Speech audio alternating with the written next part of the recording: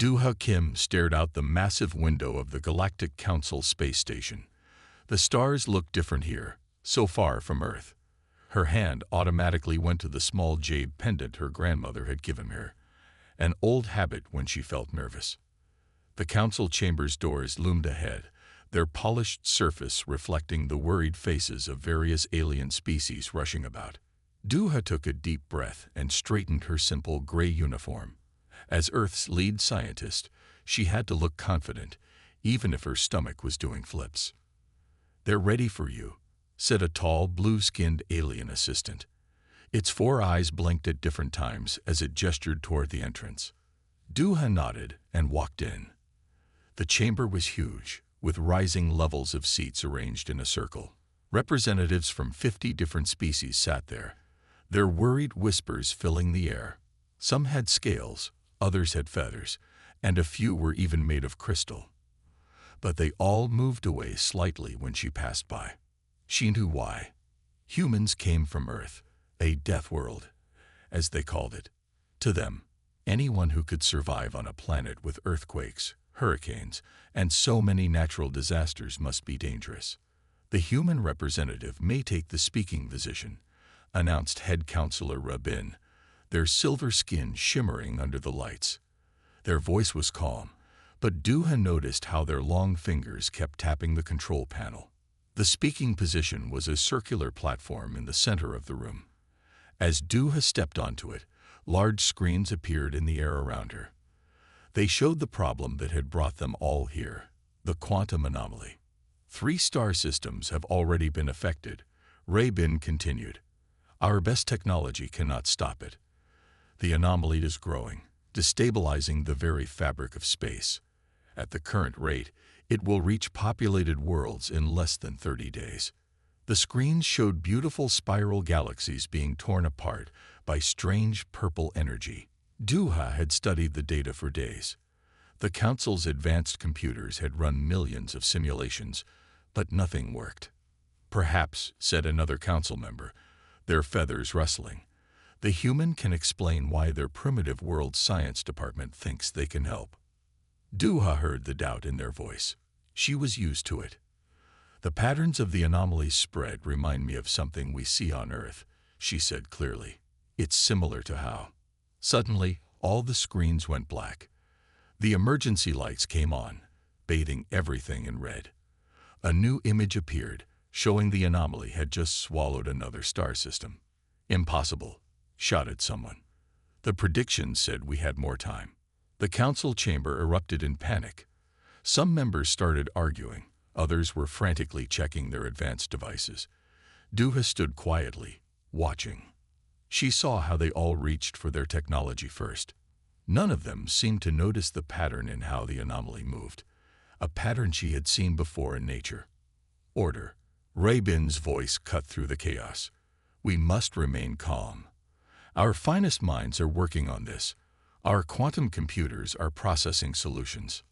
Duha took another deep breath. She knew she had information that could help, but getting them to listen to a Deathworlder would not be easy. The answer wasn't in their advanced technology.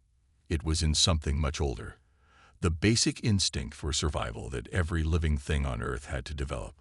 From her position on the platform, she could see Ta Sung Park, the other human representative, sitting among the council members. He caught her eye and gave a small nod. He understood what she was thinking. "Head counselor," Duha said firmly, her voice carrying across the chamber, "I request permission to share Earth's perspective on this crisis." The room got very quiet. 50 different species turned to look at her, some with multiple eyes, some with no eyes at all. They were all thinking the same thing. What could a representative from a primitive death world possibly know about quantum anomalies? Duha smiled slightly. They were about to find out.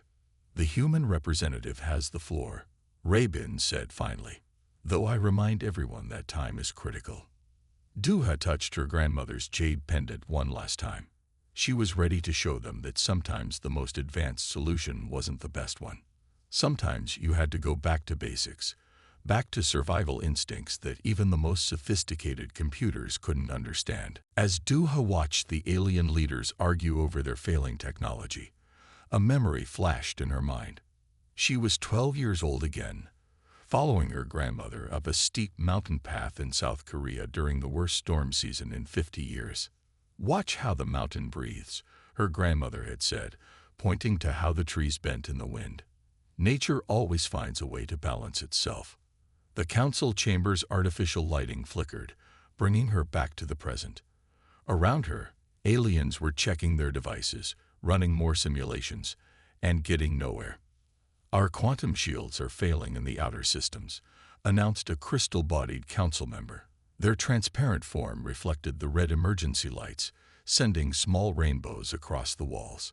Tae-sung Park stood up from his seat. "Perhaps we should listen to what Duha has to say," he said firmly. "Sometimes a new perspective is needed." Duha nodded thankfully to her fellow human. She touched the control panel, and the screens around her changed to show Earth's weather patterns. "Look at this," she said, pointing to a satellite view of a hurricane. "See how the energy moves. Now look at your anomaly." She split the screen to show both images side by side. A murmur went through the chamber. The patterns were surprisingly similar. "That's just a coincidence," said one of the feathered council members. "A primitive weather system cannot be compared to a quantum anomaly." Duha zoomed in on the hurricane's eye. "On Earth, we learn to survive by watching nature. When a storm comes, it follows certain rules. Not rules we made, but rules it made for itself." She could see some of the younger aliens leaning forward, interested despite themselves. Even Robin had stopped tapping their control panel. "The anomaly is growing faster than our predictions," said a blue-skinned scientist, their 4 eyes blinking rapidly. "It just destroyed the Helios mining station. 3,000 workers had to evacuate." More screens lit up with emergency reports. The purple energy of the anomaly was spreading like wildfire now. Duha's eyes widened at the word in her mind. Wildfire. "Grandmother," she whispered to herself, remembering another lesson from those mountain days. They had come across a controlled burn set by forest rangers. "Fire can fight fire," her grandmother had explained. "Sometimes the most powerful force can be turned against itself." "Council members," Duha said loudly, her voice steady. "What if we're fighting this the wrong way? Your technology tries to stop the anomaly. But on Earth, we learned that sometimes you have to work with a natural force to survive it." "Work with it?" Rebin asked, their silver skin rippling with confusion. "The anomaly is destroying everything it touches. So does a forest fire," Duha replied, "until it meets another fire burning in the opposite direction." The chamber went quiet. Duha could see the aliens struggling with this simple concept. They were so used to solving problems with advanced technology that they had forgotten about basic natural laws. Tae-sung stood up again. "I've reviewed Duha's initial findings," he announced. "The math supports her theory. The anomaly's energy pattern matches several natural phenomena from Earth." "From a death world," someone muttered, but others shushed them. A new alarm blared through the chamber. The screens showed the anomaly had just split into 2 sections, doubling its spread rate. "We don't have time to debate this," Duha said urgently. "Your predictive models keep failing because you're treating the anomaly like a machine that can be turned off. It's not a machine. It's a force of nature, just on a quantum scale." She could see fear in many alien eyes now.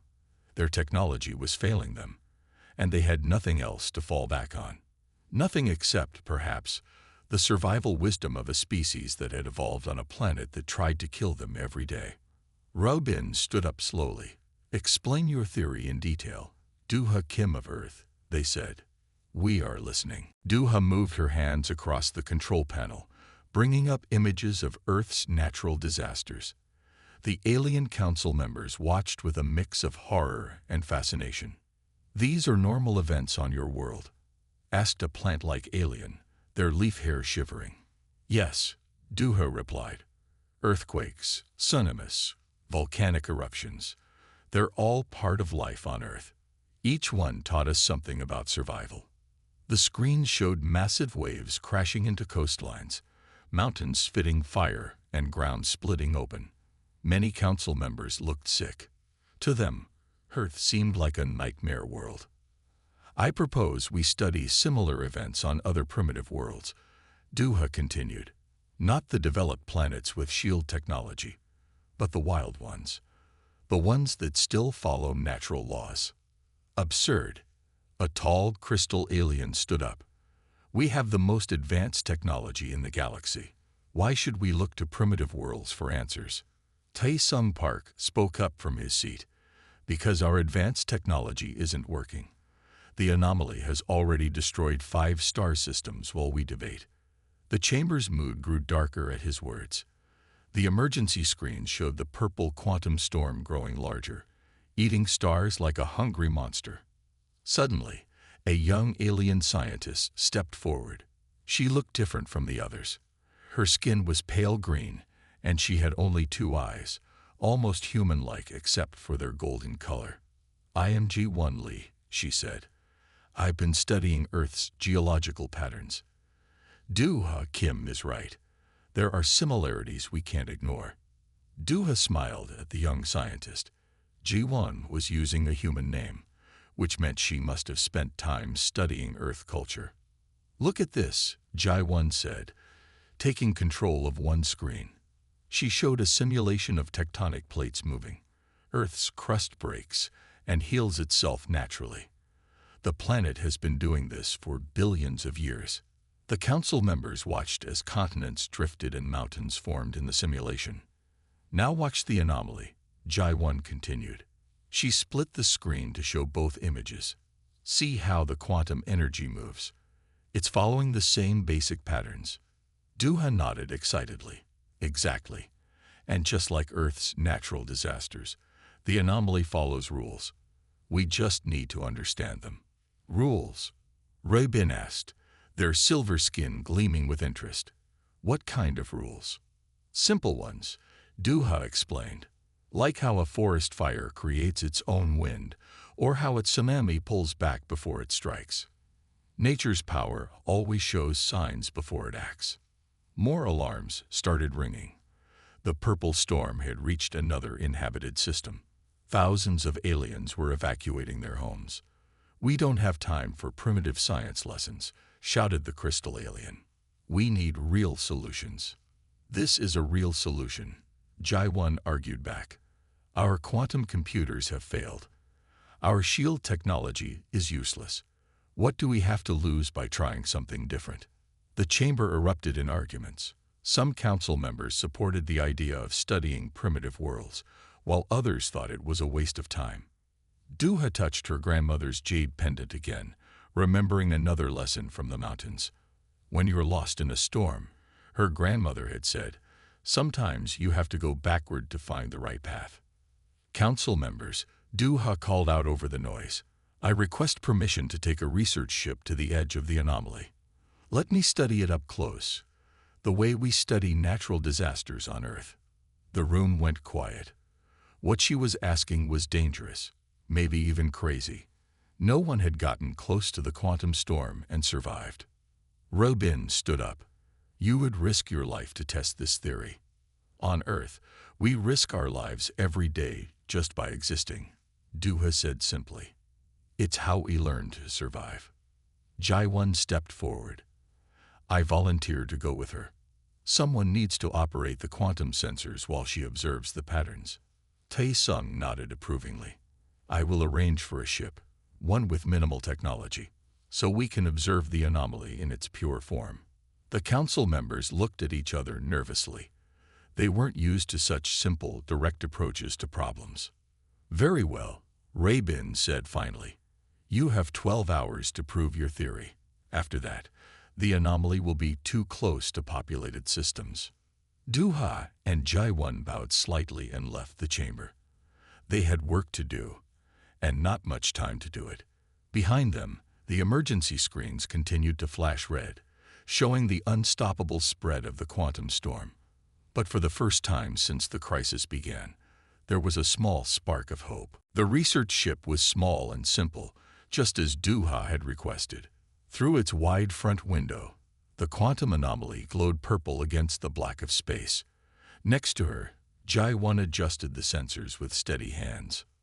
Most ships have automatic systems for this, Jai-1 said, looking at the basic control panel. But you wanted manual controls. Duha nodded, her eyes fixed on the storm ahead. We need to feel what's happening. Computers can't sense things the way living beings can. The quantum storm filled more of their view now. It looked like a massive purple hurricane in space, swallowing everything in its path. But Duha wasn't afraid. She had seen this kind of power before. Look at this reading, Jai-1 said suddenly. She pointed to a simple graph on her screen. The energy pulses every few minutes, just like waves, Duha finished, or a heartbeat. She pressed a button on her console, recording the pattern. Every natural force has a rhythm. Even destruction follows a beat. Their ship's radio crackled. This is Council Member Hae-Nul Song, a stern voice said. Your time is running out. Do you have any actual findings to report? Hae-Nul Song was known for doubting Earth's methods. He had voted against this mission, calling it a waste of precious time. Sending data now, Jai-1 replied. She transmitted the recordings of the anomaly's patterns. We found something interesting in the energy pulses. Duha looked at another screen showing a small planet nearby. It was a primitive world with no intelligent life, just simple plants and animals. The quantum storm was heading straight for it. J1, she said quickly. Can you scan that planet? Look for any natural energy patterns, anything at all. The young alien scientist adjusted their sensors. Numbers and graphs filled her screen. Her golden eyes widened. This is amazing, Jai-1 whispered. The planet's magnetic field. It pulses with the same pattern as the anomaly, but in the opposite direction. Duha smiled. And is the anomaly affecting that planet? No, Jai-1 said, checking her readings again. It's passing right by it. But that's impossible. The storm has destroyed everything else in its path. Not impossible, Duha said. Natural. When two waves meet with opposite patterns, they cancel each other out. We see this in Earth's oceans all the time. The radio crackled again. What are you talking about? Hae-Nul Song demanded. Waves in the ocean can't stop a quantum anomaly. The principle is the same, Duha explained patiently. Nature's laws work at all levels, from tiny atoms to huge stars. We just have to listen to them. Jai-1 was already running more scans. There are 3 other primitive planets nearby, she reported, all untouched by the storm, all with similar energy patterns. Duha touched her jade pendant, thinking hard. The storm isn't random, she said. It's following the path of least resistance, like water flowing downhill. It destroys advanced worlds because their artificial shields create resistance. But primitive worlds, Jai-1 continued excitedly. They flow with the energy instead of fighting it. The ship's computer beeped a warning. The quantum storm was getting closer, its purple energy reaching out like hungry fingers. We need to go back, Jai-1 said nervously. We're almost out of time. Duha took one last look at the storm. In its purple swirls, she saw the same patterns as mountain winds and ocean currents. Nature was speaking to them, just as it always had on Earth. Hae-Nul Song, she said into the radio. We're returning with a solution, but you'll have to trust in something stronger than technology. What could be stronger than our technology? He asked. The laws that existed before technology, Duha replied. The laws that keep planets spinning and stars burning. The same laws that taught humans how to survive on a death world. As they turned their ship around, Duha and Jai-1 watched the primitive planet standing peaceful and untouched in the storm's path. It was proof that sometimes the simplest answer was the right one. They had found their first real hope of stopping the quantum anomaly. Now they just had to convince the Council to think like a primitive world instead of an advanced civilization. The council chamber was in chaos when Duha and J1 returned. Emergency alarms blared from every screen, and the room's lights had turned deep red. The quantum storm had suddenly grown twice as large while they were away. "It's accelerating," a crystal alien shouted. 3 more systems lost in the last hour. Duha rushed to the central platform, Jai-1 right behind her with their research data. Tae-sung Park met them there, his face worried. "The council tried a new shield technology while you were gone," he explained quickly. "It made things worse. The storm absorbed the shield's energy and grew stronger." Rub-In raised their hands for quiet. "Duha Kim, Ji-Wan Lee, report your findings immediately." Duha connected their ship's simple data recorder to the main screen. The room fell silent as graphs and patterns appeared. "The primitive worlds survive," she announced. "While advanced planets are destroyed, worlds without technology remain safe. We watched it happen." Jai-1 stepped forward with more data. "The quantum storm follows natural patterns, just like Earth's disasters. Look at these energy waves. They match exactly." Hae-Nul Song stood up from his seat. "This is absurd. You're saying we should turn off our defenses, leave ourselves helpless like primitive animals." "Not helpless," Duha corrected. "Natural. I've seen this before, in a different way." She brought up an image from Earth, a massive forest fire sweeping through trees. "When I was young," she continued, "my grandmother showed me how forest rangers fight huge fires. They don't use water or chemicals. They used fire itself."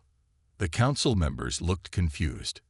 Even Jai-1 turned to her with questioning eyes. "They start smaller fires on purpose," Duha explained. "These controlled burns meet the big fire head-on. The fires consume all the fuel, and then both die out naturally." Suddenly, all the screens went black. When they came back on, the images made everyone gasp. The quantum storm had split into 4 parts, each growing faster than before. "Our last shields are failing," Ray-Bin reported, their silver skin pale with fear. "The storm will reach the central worlds in 6 hours." Duha looked at the new storm pattern. In her mind, she saw those forest fires again.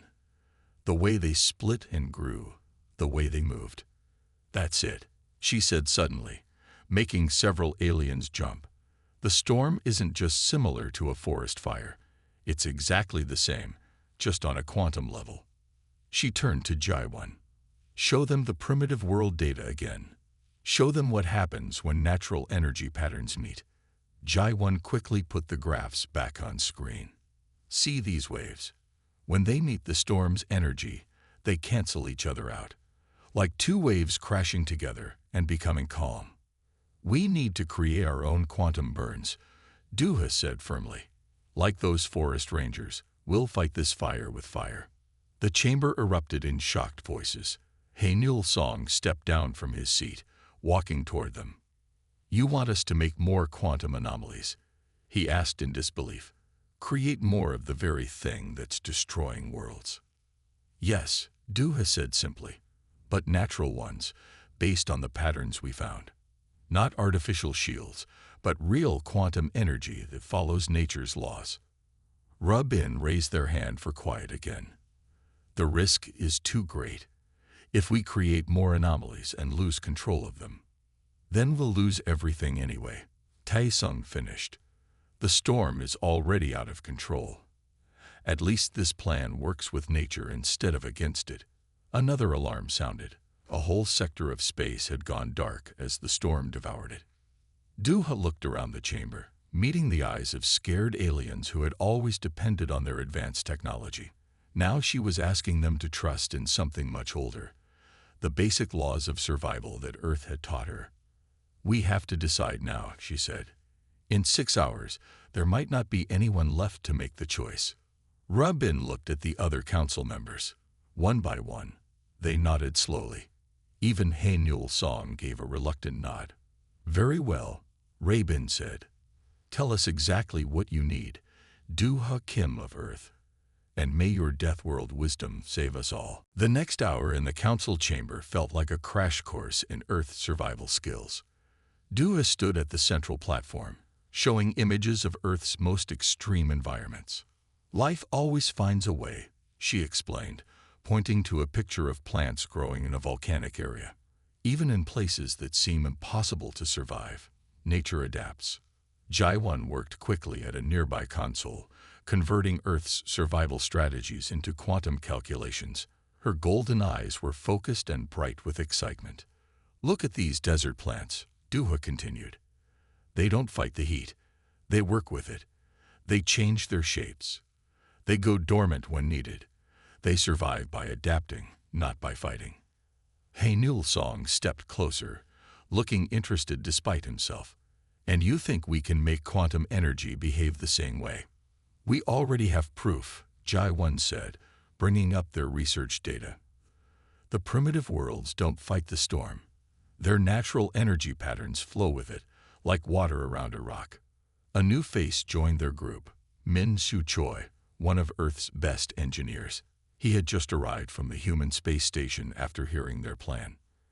I've been studying the quantum storm structure, Min Su said, putting his own data on screen. If we create the right energy pattern, we can guide it like shepherds guide a flock. Duhan nodded excitedly, just like how forest rangers guide their controlled burns. They don't control the fire directly. They create conditions that make the fire go where they want it to go. The council members watched and listened. Many took notes. Some still looked doubtful, but they had no choice but to trust these humans from a death world. Here's what we'll do, Duha said, bringing up a map of the affected space. We'll create small quantum anomalies here, here, and here. She pointed to different spots around the main storm. Won't that just make things worse? Asked a feathered council member nervously. No, Min Su explained, because these new anomalies will have the same patterns as the primitive worlds. They'll be natural, not artificial, like starting small fires to stop a big one. Jaiwan added her calculations to the display. Each new anomaly will pull energy from the main storm. When they meet, they'll cancel each other out, just like waves in the ocean. Or like how fire breaks stop forest fires, Duha added, seeing some confused faces. By using up all the fuel before the main fire arrives. Rubin studied the plan carefully. This will require precise timing, they said. One mistake could create multiple uncontrolled storms. That's why we need to trust our instincts, Duha said firmly. Computers can't predict natural forces perfectly. We need to feel the energy flows, just like sensing which way a wind will blow. Min Su stepped up to a control panel. I can modify our quantum generators to create the right kind of energy. But someone will need to guide each anomaly manually. Like steering a boat through rapids, Duha said, remembering more of her grandmother's lessons. You don't fight the current. You read it. Feel it. Work with it. The room grew quiet as everyone realized what this meant. They would have to turn off their automatic systems. No computers. No artificial intelligence. Just living beings using their instincts to guide forces of nature. I'll pilot one anomaly, Duha volunteered. I've had the most experience with natural disasters. I'll take another, said Jaiwan quickly. I understand the quantum patterns now. Min Su raised his hand. I can handle the third one. Growing up in earthquake country taught me a thing or two about reading nature's moves. Haenul Song stood up straight. This plan is dangerous, primitive, and completely against all our advanced principles. He paused, looking at the emergency screen showing the growing destruction. And it's also our only hope. You have my support. Rabin looked around the chamber one last time. Very well. We have 4 hours until the storm reaches populated systems. Begin your preparations immediately. As the council members rushed to help, Duha touched her jade pendant and whispered a quiet thank you to her grandmother. All those lessons about surviving Earth's dangers were about to be tested on a cosmic scale. 3 small ships faced the massive purple storm in space. Each one was stripped down to basic controls, just like the research ship Duha and Jai-1 had used earlier. All automatic systems were turned off. Everyone ready. Duha's voice crackled over the radio. She sat in the first ship, her hand steady on the controls. Ready, Jai-1 replied from the second ship. Her golden eyes were fixed on the quantum storm ahead. All set here, Min-Su confirmed from the third ship. Quantum generators are charged and waiting for your signal. Back in the council chamber, Ra-Bin and the other aliens watched nervously on the main screen. Hae-Nul Song stood closest to the display, his fingers tapping anxiously on the rail. Begin Phase 1, Duha commanded. Create your anomalies exactly as we practiced. All three pilots pressed their controls at the same time. Min-Su's calculations had been perfect. 3 small purple storms appeared in space, each one a perfect copy of the natural patterns they have found on primitive worlds. Good, Duha said calmly. Now remember, feel the energy flow. Don't fight it. Guide it, like steering a boat in a river. The 3 new anomalies grew slowly, their purple light pulsing with the same rhythm as the main storm. Duha watched carefully, remembering how forest fires moved and spread. Mine's getting stronger, Jai-1 reported. Her small storm was growing faster than the others. That's okay, Duha assured her. Let it grow. Trust the pattern. In the council chamber, alarms started ringing again. The main storm was reacting to the new anomalies, reaching out toward them with purple tendrils of energy. It's working, Min-Su called out. The big storm is being pulled in 3 directions. Duha nodded to herself. Just like a forest fire splitting up when it met controlled burns, the quantum storm was being divided by their smaller anomalies. Phase 2, she ordered. Start moving your storms inward. Slowly, like we planned. All 3 pilots guided their ships carefully, leading their small storms toward the main one. It was delicate work. One wrong move could make their anomalies go out of control. This is incredible. Hae-Nul Song's voice came over the radio. The main storm's energy levels are dropping. He was right. As the smaller anomalies approached, the huge purple storm began to shrink. Its energy was being pulled away, drawn to the natural patterns of their controlled quantum burns. Watch out, Jai-1 suddenly shouted. Her storm had grown much larger, almost touching the main one. Stay calm, Duha said firmly. Remember the waves, Jai-1. When they meet, let them crash naturally. Jai-1 took a deep breath and held her course. Her large anomaly met the edge of the main storm, and both energies swirled together, then faded away into nothing, just like the primitive worlds, Min-Su said excitedly. The patterns canceled each other out. Duha smiled. Exactly. Now let's finish this. Bring your storms in closer. Feel the energy flows.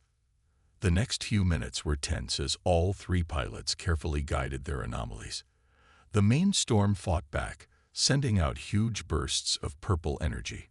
But the smaller storms absorbed these bursts, growing stronger but staying under control. In the council chamber, the aliens watched in amazement. These humans from a death world were fighting a quantum disaster with nothing but simple ships and natural instincts. The main storm's core is destabilizing, Ra-Bin reported. It's working.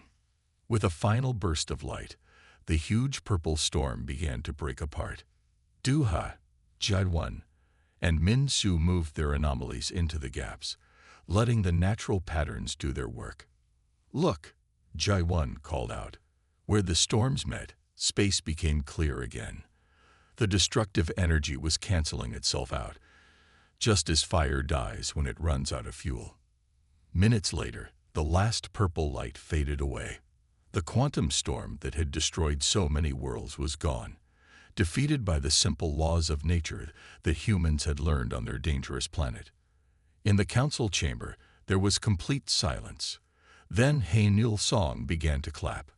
Others joined in, until the room was filled with the sounds of various alien forms of applause. Return to base, Ra-Bin ordered, their silver skin glowing with relief. The Council needs to hear exactly how 3 Deathworlders saved the galaxy using primitive survival skills. The Council chamber felt different now. Where fear and doubt had ruled before, there was now a sense of wonder. Duha, Jae-won, and Min-soo stood at the center platform, still tired from their battle with the quantum storm. "Explain to us," Ray-bin said, their silver skin glowing with curiosity. "How did you know this would work?" Duha looked around at the alien faces. They no longer moved away from her when she stepped closer.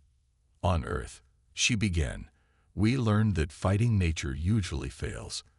The strongest survivors are those who learn to work with natural forces, not against them." Hae-nul Song stood up from his seat. His face was serious, but his voice was kind. "I was wrong about primitive methods," he admitted.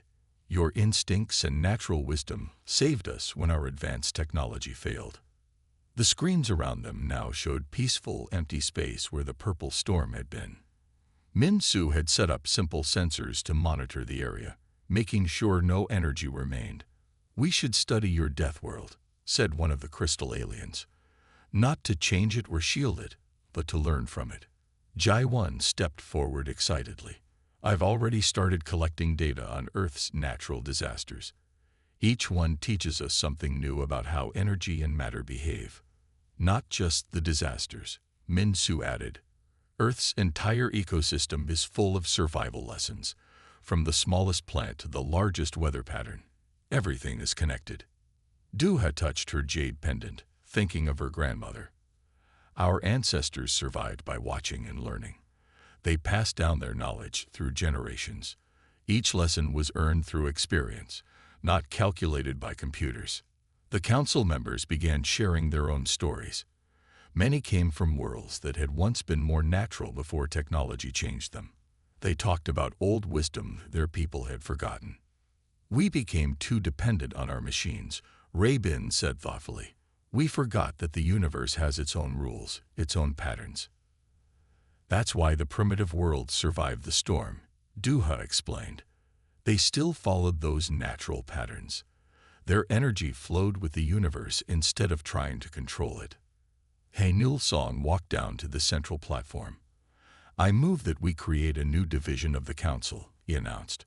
"One dedicated to studying natural systems and primitive world wisdom." The chamber filled with sounds of agreement. Even the most technology-loving aliens had seen the value of Earth's survival knowledge. "We should also rethink the term Death World," Jae-won suggested. "Earth isn't just a place of danger. It's a place of learning, of adaptation, of survival wisdom." "Agreed," Ray-bin said. "From now on, Earth will be classified as a knowledge world, a place where natural forces have created unique wisdom." Duha smiled, remembering all her grandmother's lessons. The jade pendant felt warm in her hand, as if carrying the approval of all her ancestors who had learned to survive Earth's challenges. "There's something else," Min-soo said. "We should share this knowledge with other worlds. Not just the advanced ones, but especially the developing civilizations.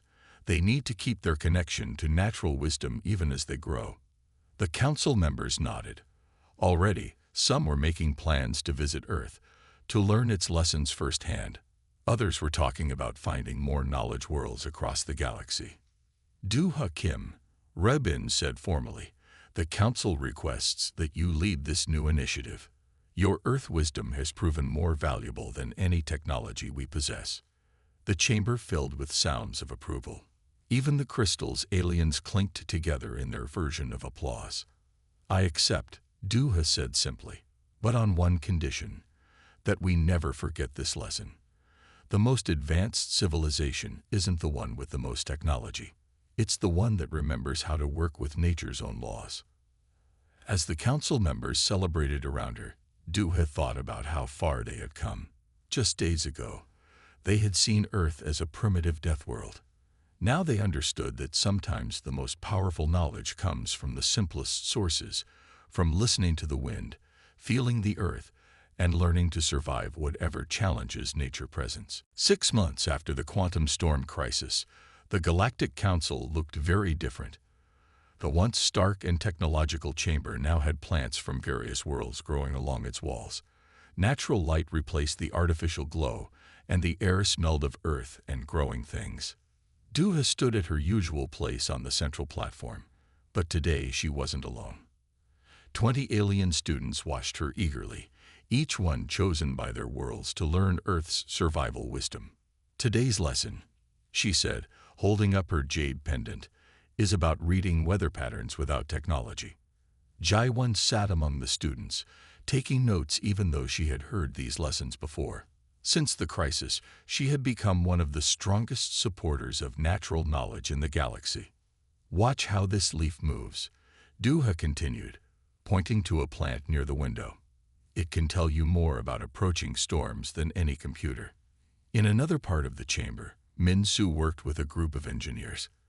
They were designing new ships that used both technology and natural principles.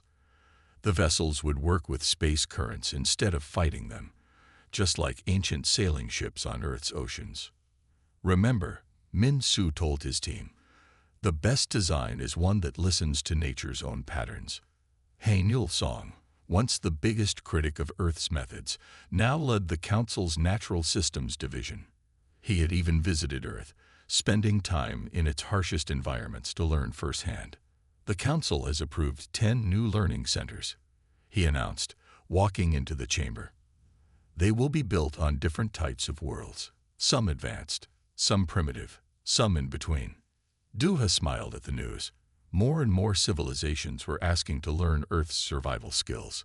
The term Deathworld had disappeared from official records, replaced by Knowledge World wherever it appeared. Show us the storm sensing again, one of the alien students asked eagerly. Their crystal bodies sparkled with interest. Duha held up a simple bowl of water. Watch how the surface moves, she explained.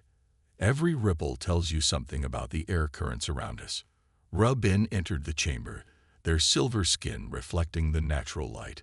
They carried exciting news from the latest council meeting. We found 3 more knowledge worlds, they announced. Each one has valuable survival wisdom to share. Duha, we'd like you to lead the first contact team. The students whispered excitedly. Finding more worlds like Earth meant more survival knowledge for the galaxy. Each planet had its own lessons, its own ways of working with natural forces. I've been studying Earth's ocean life, Jaiwan added. The way sea creatures adapt to extreme conditions, it's helping us design better space stations. Min-Su looked up from his engineering plans. And don't forget the weather prediction system we developed. It uses both technology and natural signs, just like Earth's ancient farmers did. Duha touched her jade pendant, thinking of her grandmother. She would have loved to see this. Aliens learning to read clouds and feel the wind, just like she had taught Duha in those mountains long ago. Next week, she told her students, we're going on a field trip to Earth. You'll experience real natural disasters in safe conditions. No technology allowed, just your senses and your instincts. Instead of looking scared, the alien students seemed excited. They had learned that Earth's dangers were also its greatest teachers. Before we end today's lesson, Duha said, remember the most important rule. Nature is not your enemy. It's not your friend either. It's your teacher. Listen to it. Learn from it. Respect it. As she looked around the chamber, Duha saw how much had changed. Humans were no longer seen as dangerous primitives from a death world. Instead, they were valued teachers, sharing wisdom that had taken generations to learn. The quantum storm had taught the galaxy a powerful lesson. Sometimes the oldest knowledge was the most valuable.